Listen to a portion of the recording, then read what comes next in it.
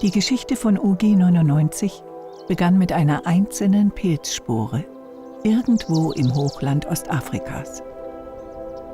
Vielleicht auf der Berberitze, vielleicht auf einer uralten Weizensorte. Fest steht, der Pilz hat viel verändert, für die Bauern, aber auch für die Wissenschaft. Why Ug99 is important? First of all, is because it has virulence for many resistance genes. Second, is very aggressive, extremely aggressive. It's like a not very typical stem rust. This is not a race that sleeps. That's why we say rust never sleeps.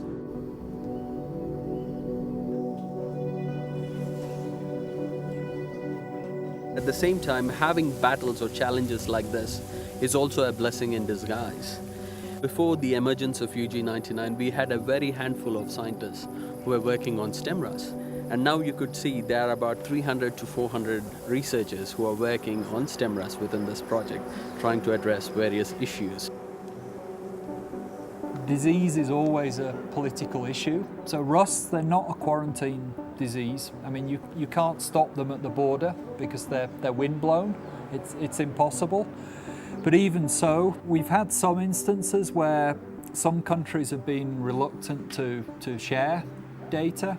But if we have these gaps in the information system, then the next countries in the chain, they can't benefit because they don't know what's happening. So we're putting up these maps that are showing all the survey data over vast areas, and you would have maps with like holes in the data, and people can instantly see, okay, this is where we have data and this is where we don't have data, and there's a certain element of peer pressure that goes along with that.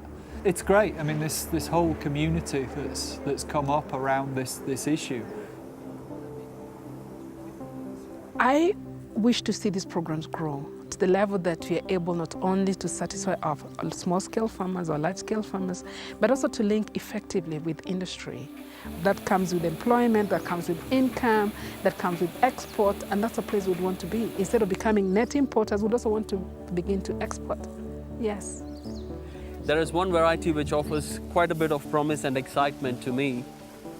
It makes you feel happy when you see such healthy plants which are quite resistant, and these offer hope for future, that these could be the varieties that could be deployed in some of the regions to address the issue of stem rust. My thinking is, even for the modern varieties, the high-yielding varieties, we need the genes. Those genes are in the farmers' varieties.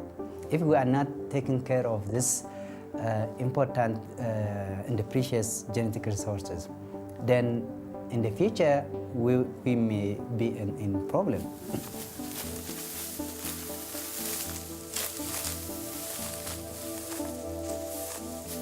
Everything is connected. So even if you have a variety that you think it's very resistant, it may still collapse, because evolution is a powerful force, and at some point some pathogen will break that very powerful resistance. In a way or another, that is the destiny of all sorts of resistance.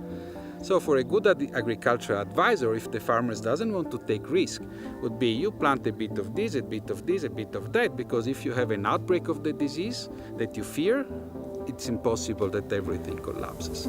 I don't think we'll ever, eliminate rust diseases. They're just too adaptable.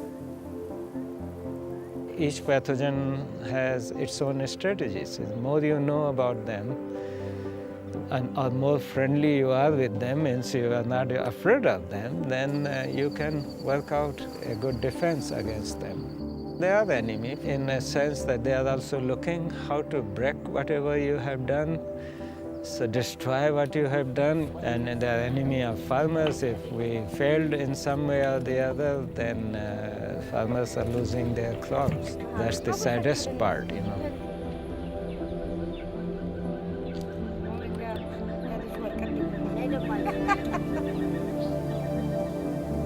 Auf seine Art ist der Pilz Freund und Feind zugleich. Er fordert die Menschen heraus. In diesem Spiel der Evolution können wir uns nur anpassen oder verlieren.